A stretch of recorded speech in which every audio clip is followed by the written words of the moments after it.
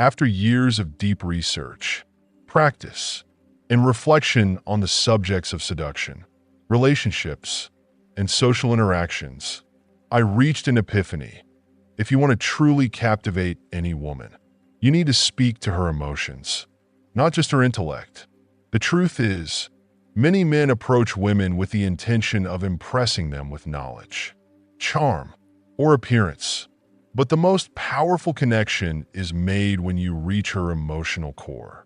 And the fastest, most effective way to do that is through a method I call listen like a therapist. Let me explain.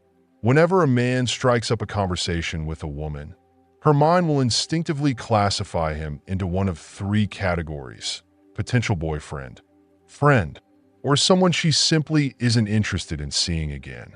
I used to fall into the third category, the no interest pile. This was not because I wasn't a decent person or lacked good qualities. It was simply because I was socially awkward. I was the type of guy who would stutter and stumble through conversations, unable to connect with women in a meaningful way. If you're reading this right now and feeling the same way, know that I was in your shoes, and at one point, I was even more socially inept than you may be now. Growing up, I was incredibly introverted. The idea of approaching anyone, let alone a girl I was interested in, seemed like an insurmountable challenge. I didn't understand how to start conversations, how to build rapport, or how to keep a conversation flowing smoothly. But over time, I decided that I had to change. So, I began learning social skills, small techniques and strategies that would help me interact better with people. Slowly, my awkwardness began to diminish, and I started to understand how to speak and engage with others more confidently. This allowed me to transition from being someone who was socially invisible to someone who could be accepted in social settings. When I began talking to girls, I noticed something strange. I wasn't relegated to the no interest category anymore, but I still didn't quite make it into the boyfriend category. Instead, I ended up in the just a friend zone, and that's when I had a moment of realization. Why was I getting stuck there?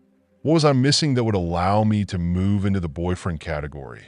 What was the secret that separated those who became boyfriends from those who remained in the just friends zone? This question led me on a deep journey of understanding how women think and feel. I immersed myself in reading every book, article, and study I could find that explored female psychology and relationships. And that's when it hit me. The key difference between a friend and a boyfriend is emotion. If you want a girl to see you as a potential boyfriend, you need to know how to speak to her emotions. You need to trigger an emotional connection with her. This was the breakthrough I had been looking for. Once I understood that emotion was the key, everything changed. I began applying this principle, learning how to connect with women on an emotional level, and gradually, I moved from the just a friend category to the boyfriend category. I had discovered the secret. But what does it really mean to stir her emotions? Let's break it down. There are two primary ways to influence a woman's emotions. You can either inject emotions into her, or you can draw emotions out of her. In the beginning, when you are first getting to know her, she will keep her emotions guarded. Think of it as a locked door that separates you from her true feelings. At this point, you can't simply push your own emotions onto her and expect a meaningful reaction. Trying to force emotions into her would be counterproductive and likely push her away. What you can do, however, is draw emotions out of her. The moment you get her to express her emotions, you unlock the door to her feelings. When she begins to open up, share her experiences, and connect with you on a deeper level, you are building an emotional bond. And once that emotional bond is established, she begins to see you not just as a friend, but as someone with the potential to be much more. The beauty of this approach is that you're not forcing anything. Instead, you're gently guiding her to reveal parts of herself she may not share with others. You're showing her that you're someone who understands her emotions and can connect with her on a deeper, more authentic level. This emotional connection is what separates you from the friend zone and opens the door to a deeper, more intimate relationship. I know this may sound abstract, but don't worry. I will guide you through this process step by step in future episodes of this series on attraction. I'll teach you exactly how to listen and respond to a woman's emotions in a way that sparks attraction. But if you're looking for a starting point, let me offer this advice. Focus on drawing emotions out of her. Pay attention to her reactions, her body language, and the underlying emotions that she may be expressing through subtle cues. Once you become skilled at reading these signals, you'll be able to connect with her on a level that goes far beyond surface-level conversation. This process may take time and practice, but the results are worth it. Emotional connection is the foundation of any lasting relationship. And when you learn how to speak to a woman's emotions, you'll find that you're no longer just a friend or an acquaintance. You'll become someone who stands out, a person she can truly connect with on an emotional level. In the upcoming videos and episodes, we'll dive even deeper into the techniques and strategies for unlocking and connecting with a woman's emotions. You'll learn how to navigate different emotional situations, how to handle her reactions, and how to make her feel seen and heard. But in the meantime, take this principle to heart. The path to a woman's heart is through her emotions. Master this, and you'll discover the secret to attracting and connecting with women on a whole new level. Now, let's dive deeper into how you can make her express her emotions using the technique of listening like a therapist. The core of this method is asking emotional questions and listening to her responses with genuine interest, just like a therapist would. But here's the thing. This isn't about asking random questions you read somewhere in a book or article. It's about understanding the purpose behind these questions and how to tailor them to the situation you're in. When I first started learning about this concept, I encountered many sources that simply listed a set of questions. They suggested that if you ask these specific questions, the girl will answer them, and that's it. But let me tell you, it doesn't work that way. Sure, asking certain questions can help, but the real magic happens when you understand the deeper meaning behind emotional questions and learn how to craft them based on the context of your interaction. It's not about memorization. It's about comprehension. Let me explain this further. Humans naturally crave emotional connection. To forge that connection, we must communicate emotionally, not just logically. When you're talking to someone, especially a woman you want to connect with, it's essential to move beyond cold, factual exchanges and invite her to open up emotionally. This can be achieved by asking questions that elicit feelings. For example, imagine you are a woman just for the sake of the exercise, and I approach you to talk about your studies or your job. You might tell me that you're studying computer science or working in a particular field. Now, what's happening here? This is a logical conversation. You're sharing facts, which is perfectly fine, but there's no emotional depth. It's cold, factual information. Now, let's shift gears. What if, after you tell me that you're studying computer science, I asked, do you enjoy this field? Do you feel passionate about it? You might respond with a simple yes or no, but then I ask, why? Why do you like it? Or why not? Suddenly, your answers shift. Instead of talking about the technicalities of computer science, you're now expressing your feelings about why you're drawn to it, or why you're not. You might talk about your frustrations, your excitement, or your ambitions, emotions that you were otherwise keeping inside. This is the first key to an emotional question. It prompts the other person to tap into their feelings. These emotions can vary from anger, sadness, frustration, or admiration, to joy, passion, or curiosity. The question doesn't just seek a fact. It seeks a response that's emotionally driven, giving you access to the deeper layers of her personality and desires. Let me give you another example to illustrate the difference. Imagine two people having a conversation. Guy, where do you live? Girl, New York. Guy, wow, New York. That's a beautiful city. In this exchange, the conversation is logical and cold. The guy's response is polite, but it doesn't encourage any emotional depth. It's a simple exchange that will likely be forgotten in a few hours. But let's take a look at a different approach. One where the guy understands the emotional connection he needs to make. Guy, where do you live? Girl, New York. Guy, New York? How can you live in a city like that? Now, notice the difference. This question might seem a little bold or unconventional, but it's far more likely to trigger an emotional response. It challenges the girl to think and react. Why would someone feel that way about New York? She's more likely to respond with a personal reflection on why she loves or dislikes the city. She might talk about the hustle and bustle, the noise, or the excitement of the city, and her feelings will start to come through in her response. Girl, why? What's the problem with New York? Guy, it just seems like such a noisy and overwhelming place to me. Do you like living there? At this point, the conversation has evolved. You've asked an emotional question that forces her to defend her love for New York, or explain why she enjoys living there. Now you're talking about feelings, something that resonates on a deeper level. You've gone beyond the surface and started to tap into her emotions. And by doing this, you've opened the door to more meaningful, emotionally rich dialogue. Now, you might be wondering, why did I phrase the question this way? Why did I say, how can you live in a city like that? The reason is simple. When you ask something that challenges or intrigues someone, it provokes curiosity and ultimately emotion. If you just say, New York's beautiful, right? You're making a statement that doesn't inspire much emotional depth. But when you introduce a little bit of a challenge or a question that evokes curiosity, you create space for her to express her true feelings.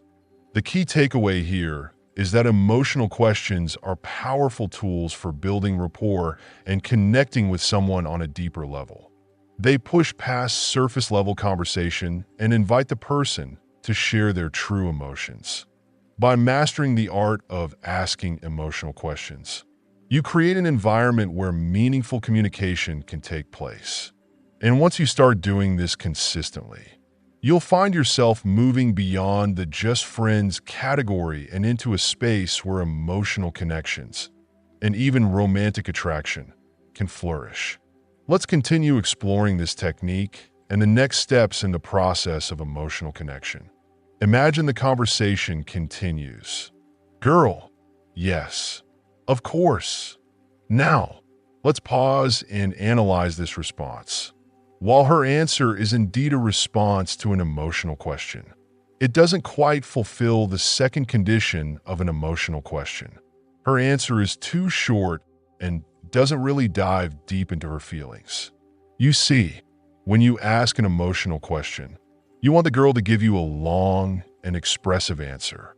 If you ask if she likes New York and she just says yes, it's a sign that you haven't yet unlocked the door to deeper emotions. So, what do? Don't just accept that brief answer.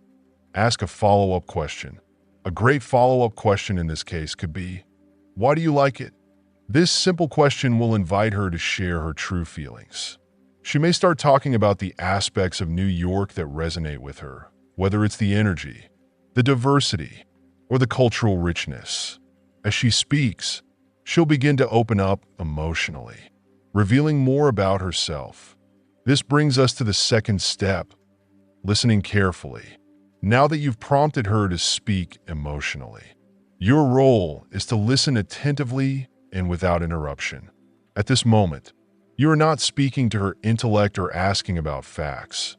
You are speaking to her emotions, engaging with the feelings that drive attraction. You need to be fully present, encouraging her to continue sharing. without cutting her off or steering the conversation too much. But is that all? Not quite. The emotional question is just the key to opening the door to deeper emotional conversation. It's not the end. It's the beginning of a more profound interaction. After you've asked the question and listened to her story, it's time to steer the conversation into an ongoing emotional exchange. For example, let's say she tells you about the things she loves in New York, and she says, "I like the Metropolitan Museum of Art." At this point, you have a fantastic opportunity to deepen the conversation. Instead of simply acknowledging her statement, you should dig deeper by asking, "Wow, do you like art?" She'll likely respond, and you can follow up with another question like, "What is it about art that speaks to you?" This opens the door for her to explore her feelings about art, whether it's the emotional impact it has on her, the beauty she finds in it, or the memories it stirs.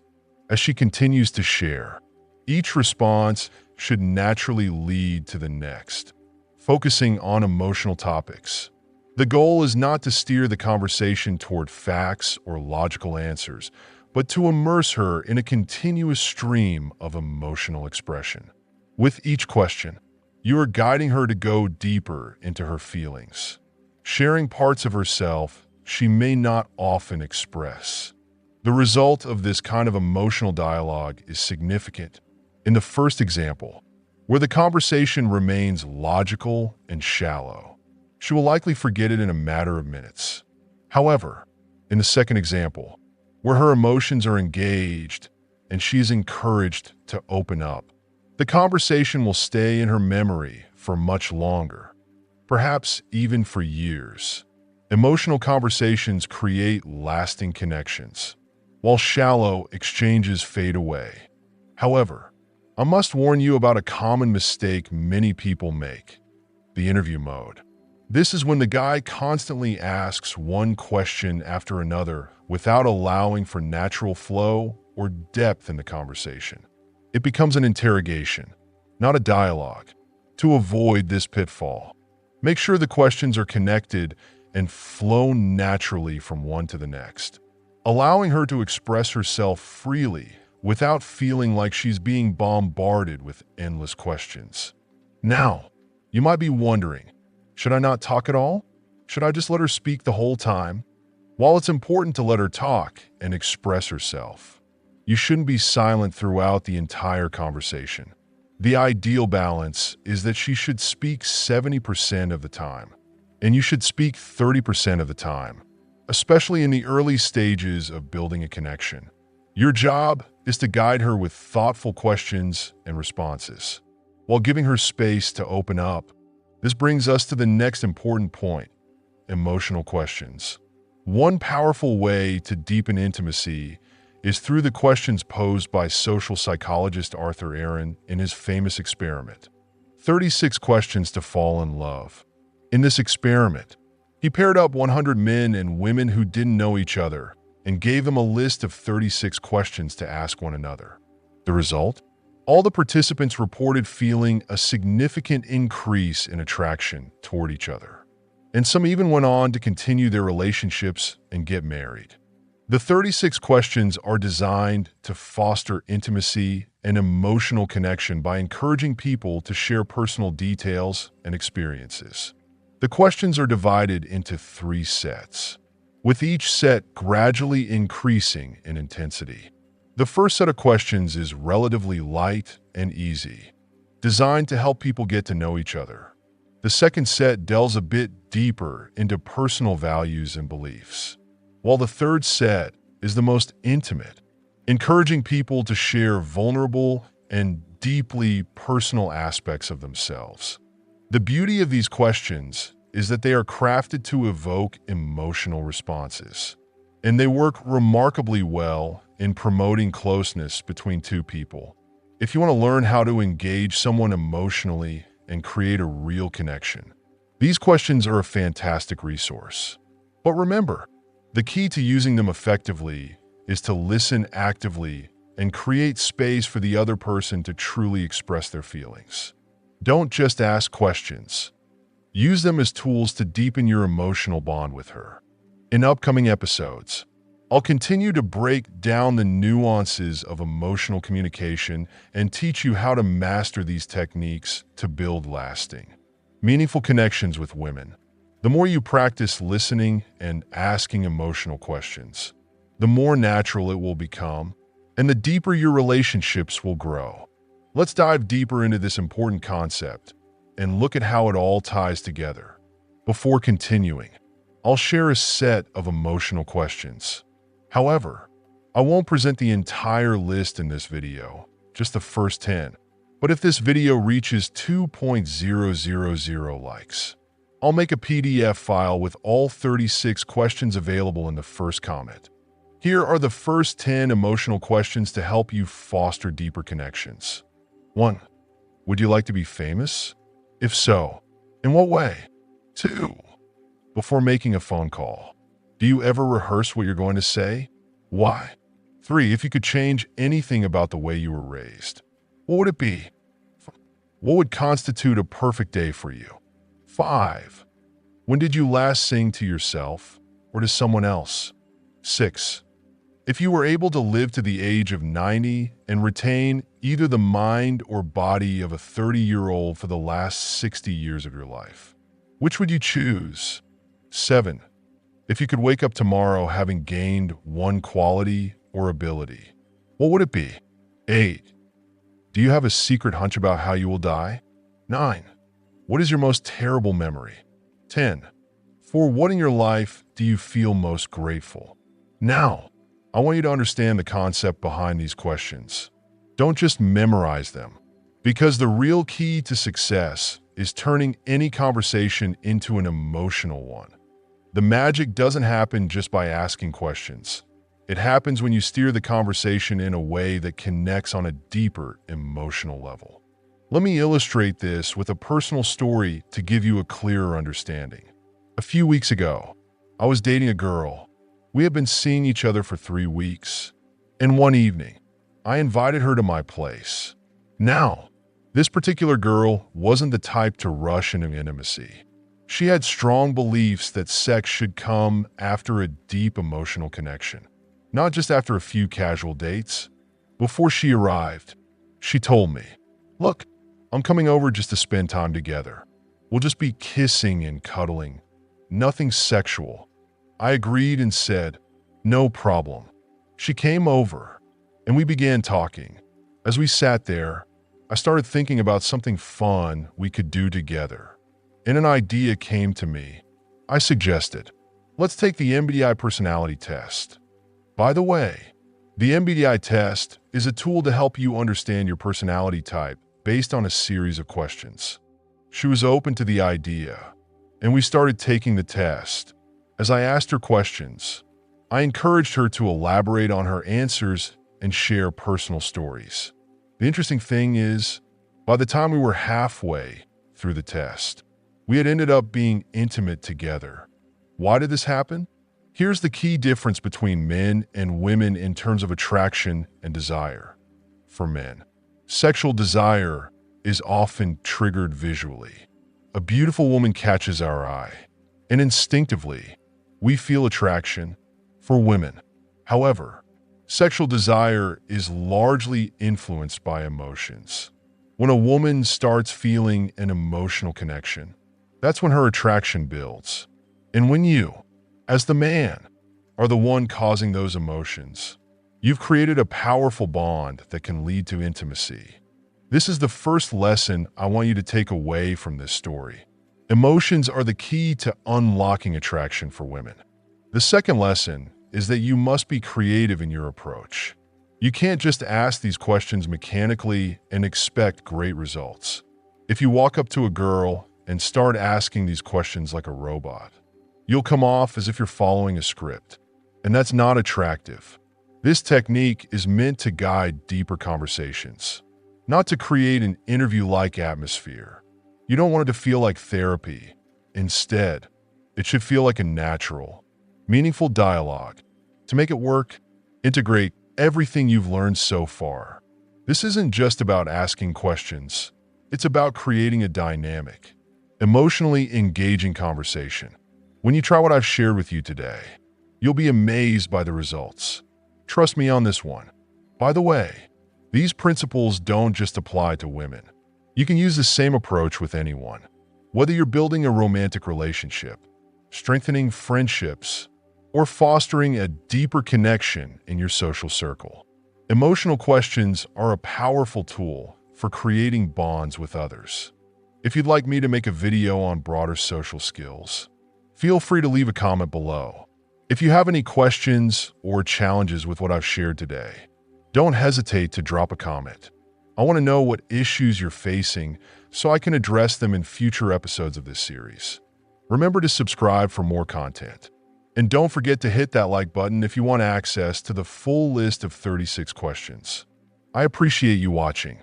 Take care, and I love you all.